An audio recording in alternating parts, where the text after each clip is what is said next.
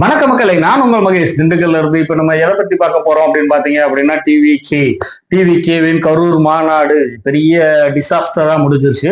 So அதுல வந்து பாத்தீங்க அப்படின்னா, எதிர்பாராத விதமாக 41 உயிர்கள் போயிருக்காங்க, காலமாயிருக்காங்க. ஸோ அதுக்கு மிகுந்த வருத்தம் தெரிவிச்சுக்கிறோம் நம்ம சேனல் மூலியமா. ரெண்டாவது, அங்க நடந்தது என்ன, எப்படி இந்த மாதிரி எல்லாம் நடந்தது அப்படின்றத பத்தி இன்னைக்கு ஐயா விஜய் அவர்கள் வந்து ஒரு காணொலி விட்டுருக்காரு. அந்த காணொலியில் என்ன சொல்றாருன்னு பாத்தீங்க அப்படின்னா, ஒரு 5 மாவட்டங்கள் இதுக்கு முன்னாடி ஒரு 5 மாவட்டங்களுக்கு நாங்க போயிருக்கோம். 5 மாவட்டங்கள்லயும் எந்த ஒரு பிரச்சனையுமே இல்லை. இந்த கரூர் மட்டும் ஏன் அப்படி அப்படின்னு சொல்லி ஒரு இக்கனா, அதாவது கொஸ்டின் மார்க் மாதிரி வச்சிருக்காரு. கரூர்ல மட்டும் ஏன் இந்த மாதிரி நடந்தது அப்படின்னு சொல்லி. சோ அதுக்கு ஒரு பல காரணங்கள் இருக்கலாம். அதுக்கப்புறம் ஐயா சிஎம் அவர்களை வந்து கேட்டாரு.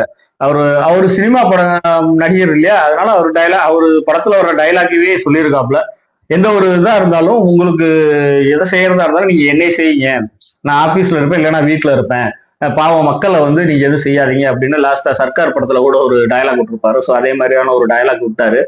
அதுக்கப்புறம் வந்து பழிவாங்கும் உணர்ச்சி அப்படின்னு அவங்க ஆரம்பிச்சிருக்காங்க. ஸோ இது என்ன நடந்தது ஏது நடந்தது அப்படின்னு தெரியல. சரிங்க, இந்த விஷயத்துல பாத்தீங்கன்னா அண்ணாமலை அவர் வந்து விஜய் அவர்களுக்கு சப்போர்ட் பண்ணி பேசுற மாதிரி இருக்கு. அண்ணாமலையோட ரோல் என்னன்னு பாத்தீங்க அப்படின்னா, அண்ணாமலை வந்து விஜய்க்கு சப்போர்ட் பண்றாரு. ஆனா அவர் சப்போர்ட்ன்றது பெரிய லெவல்ல இதாகாது. ஏன்னு கேட்டீங்க அப்படின்னா, அவர் வந்து டிஎம்கேவை தாக்கணும்ன்ற மெயின் அவளோட கோல். அது டிஎம்கேவை போட்டு தள்ளணும். அதுக்கு இந்த டயத்துல யாருக்கு சப்போர்ட் பண்ணா ஒர்க் அவுட் ஆகும்? டிவிக்கு. சோ அதனால அவர் டிவிகேவுக்கு சப்போர்ட் பண்றாங்க. இது மத்திய அரசு வந்து ஒரு குழு நியமிச்சு ஒரு 10-12 பேர் வந்து இங்க என்கொயரி எல்லாம் போய்கிட்டு இருக்கு. அந்த போயிட்டு இருக்க போகும்போது அண்ணாமலை தான் கூட இருக்கிறாங்க. கூட இருந்துட்டு அவர் தான் எக்ஸ்பிளைன் பண்றாரு. அதுல ஒரு லேடி கூட சொல்றாங்க, ஸோ இந்த மாதிரி நடந்தது, 2 ஆம்புலன்ஸ் ஏன் வந்ததுன்னு தெரியல. அதுக்கப்புறம் தாடி மிஸ் இதெல்லாம் வச்சுக்கிட்டு அவங்க ரசிகர் மாதிரியே தெரியல, அவங்க வந்து புஷ் பண்ணி தள்ள ஆரம்பிச்சாங்க. அதுக்கப்புறம் போலீஸ் அடிக்க ஆரம்பிக்க வந்து நாங்க அந்த அந்த வீடியோல பாத்தீங்கன்னா தெரியும், அந்த ஷட்டர் போட்டிருப்பாங்க இல்லையா, அந்த இது ஹாஸ்பிட்டல்ஸ் மாதிரி போட்டு அடைச்சிருப்பாங்க. அதை பிச்சுக்கிட்டு உள்ள போனது காரணமே போலீஸ் அடியும் உங்களோட தள்ளுமுள்ளும் தான் அப்படின்ற மாதிரி சொல்றாங்க. ஸோ நடந்தது என்ன அப்படின்னு தெரியும். ஆனா வீடியோல நாங்க பார்க்க போகும்போதே வந்து அந்த முன்னாள் அமைச்சரை பத்தி பேச போகும்போது செருப்பு வந்து விழுந்தது. விஜயோட பாதுகாவலர் வந்து அதை தள்ளிட்டாரு. அது விஜய்க்கே தெரியுமா தெரியாதான்னு தெரியல, ஏன்னா அவரு வந்து அந்த சைடு திரும்பி இருந்தாரு. ஸோ அதை தள்ளி விட்டாரு. அதுக்கப்புறம் தான் இந்த பிரச்சனைகள்லாம் ஸ்டார்ட் ஆச்சு அப்படின்றது வந்து சொல்றாங்க. இன்னொருத்தர் என்ன சொல்றாங்க அப்படின்னா, பேஷண்ட்டுக்கு ஆஸ்பத்திரிக்கு வர்றதுக்கு முன்னாடியே அந்த அமைச்சர் வந்துட்டாரு ஹாஸ்பிட்டலுக்கு அப்படின்னு சொல்றாங்க. ஸோ அது ஒன்றும் பெரிய இது கிடையாது. ஏன்னா அவர் அந்த மாவட்டத்தை சேர்ந்தவர், அந்த ஏரியாவை சேர்ந்தவர். ஸோ அவர் எப்படி வேணாலும் சர்ன்னு வந்திருக்கலாம். சரி, இப்ப வந்து இந்த விஷயத்துல விஜய்க்கு ஆதரவா இருக்கவங்க எல்லாம் யாராரு, என்னென்ன விஜய்க்கு ஆதரவா இருக்கிறவங்க அப்படின்னு பாத்தீங்க அப்படின்னா, இப்ப அண்ணன் சீமான் வந்து அப்படிதான் சொல்றாரு. சீமான் வந்து இது எதிர்பாராம நடந்தது, எந்த ஒரு மனிதனும் இதை ஏற்றுக்கொள்ள முடியாது, இது எதிர்பாராம நடந்தது, அதை கடந்து போயிடணும் அப்படின்னு அவர் சொல்றாரு.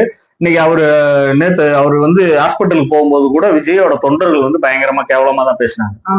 யாரை பார்க்க போறீங்க, என்ன இதுக்கு வந்திருக்கீங்க, வராதிங்க போங்க அப்படின்னு. அப்பயும் கூட அவங்க யாருமே எந்த ஒரு ரியாக்ஷன் பண்ணல, கோவப்படவில்லை, எதுவும் பண்ணல. அவங்க வேலையை அவங்க முடிச்சுட்டு போயிட்டாங்க.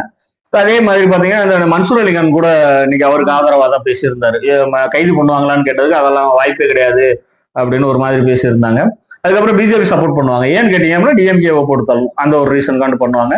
ஏடிஎம்கே இந்த மித்த கட்சிகள் வந்து இது வந்து அசம்பாவிதம், அதாவது தெரியாம நடந்தது, அதனால அதுக்கு எப்படி விஜய் பொறுப்பேற்றுக்க முடியும் அப்படின்ற மாதிரி பேசுவாங்க.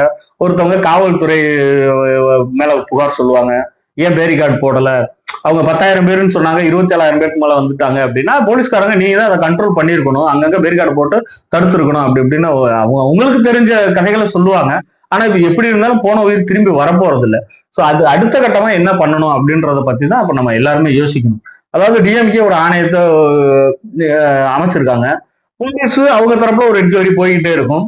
இப்ப பிஜேபி ஒரு ஆணையம் பண்ணிருக்கு. இந்த 3 பேர் கொடுக்குற ரிப்போர்ட் ஒரே மாதிரி இருக்குமா அப்படின்னா இருக்காது. ஏன்னு கேட்டீங்க அப்படின்னா 2 பேருமே ஆளுங்கட்சிக்கு சப்போர்ட்டா சொல்லியிருப்பாங்க. அதாவது போலீஸா இருந்தாலும் சரி, அவங்க ஆளுங்கட்சி அமைச்ச அந்த ஆணையமா இருந்தாலும் சரி, பிஜேபி அதுக்கு முன்னாடி ஆப்போசிட்டா தான் சொல்லும். சரிங்க, இப்ப இதுல வந்து விஜய் கிளம்பி போனது ஒரு பெரிய தவறா குற்றச்சாட்டா சில பேர் பேசுறாங்க. அதாவது வந்து 4 பேர் 4 விதமா பேசுவாங்கன்ற மாதிரி 4 பேருக்கு 4 விதமா என்ன கான்ட்ரவர்சியா பேச முடியுமோ அதனால பேசுவாங்க. ஏன்னு கேட்டா, ஒருவேளை விஜய் இங்க இருந்திருக்காரு, இருந்ததுக்கு அப்புறம் இதே அங்க செய்த அந்த கூலிப்படை ஒரு குரூப் வந்து தள்ளிச்சு எல்லாமே பண்ணான்றதை நேராக ஹோட்டல்ல போய் அடிச்சு நொறுக்க மாட்டாங்கன்றது என்ன உத்தரவாதம்? போலீஸ் அந்த அளவுக்கு பாதுகாப்பு கொடுக்க முடியுமா? ஏன்னா ஆல்ரெடி இங்க பெரிய பீக்கா எவ்வளவு பெரிய பிரச்சனை போய்கிட்டு இருக்கு, ஒவ்வொரு உசுரா போய்கிட்டு இருக்கு. இதை பார்ப்பாங்களா? இல்ல இவர் அங்க உட்கார்ந்து இருக்காரு, இவருக்கு பாதுகாப்பு கொடுக்க அங்க ஒரு 100 போலீஸ் 200 போலீஸை குமிச்சு வச்சிருப்பாங்களா? சோ அது ஒரு விஷயம். ரெண்டாவது, இவர் ஏதோ ஒரு கேள்விக்கும் பதில் சொல்லாம போயிட்டாரு அப்படின்னு சொல்றாங்க. அது போயிருக்க கூடாது அப்படின்னு. ஒருவேளை அவர் இங்க இருந்து அந்த ஒரு பெரிய பிரச்சனை ஆகியிருந்துருச்சுன்னு வைங்க, இதே நான் வேற மாதிரி பேசும். ஏன் போகாம இங்கே இருந்தாப்ல, அவர்கிட்ட சேட்டர் பிளைட் இருக்கு, கிளம்பி எங்க சென்னை போயிருந்தா இந்த பிரச்சனை வந்திருக்காதுல்ல, இந்த ஒரு பிரச்சனை ஹாஸ்பிட்டல் பிரச்சனை மட்டும் எல்லாரும் பார்த்துருக்கலாம்ல அப்படின்னு சொல்லி அப்பயும் பேசும். அது எதுவுமே பண்ண முடியாது. அவர் சாதாரண ஒரு மனுஷன். நம்மளுக்கே அவ்வளவு பதட்டமா இருக்கு. நம்ம அந்த டிவியில வீடியோஸ் பார்க்க போகும்போது நம்மளுக்கு அவ்வளவு ஒரு பதட்டமாகுது. சோ அவர்னால கூட்டப்பட்ட கூட்டத்துல இந்த மாதிரி பிரச்சனை வரும்போது அவர் என்ன ஃபீல் பண்ணிருப்பாப்ல. அதனால போய் இறங்கி முடிஞ்சதுக்கு அப்புறமே ஒரு ட்வீட் போட்டாப்ல. அது அவ்வளவுதான். அது ஒருத்தர் இருக்கவும் சொல்லுவாங்க, ஒருத்தர் அப்படின்னு சொல்லுவாங்க. சோ அது எதுவுமே எடுத்துக்க முடியாது நம்ம.